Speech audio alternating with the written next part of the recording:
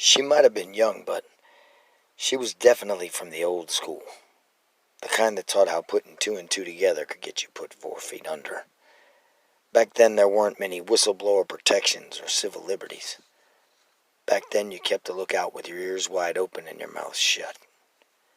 In those towns, the funny guys all wore guns. And if you got caught in a Snicker behind a hand, you just might die laughing. That's the only place, really, where the comedy is ever any good, out on the edge. Where a bad joke can get you thrown from a balcony and a good one can get you jester for a king. The deciding factor usually more dependent upon the timing of the spotlight than the material. That is my idea of the wild frontier in mining towns where everybody's ready to put up the dukes, but at least life is yours for the taking.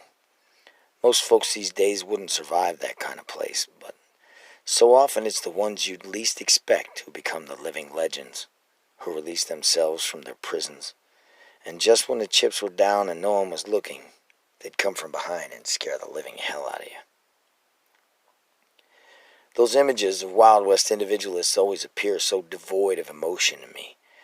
I look at an old photo of a man on horseback, and I wonder if he even would have stood a chance against the Lashley over there on third base with the black eyes and the pocket kings.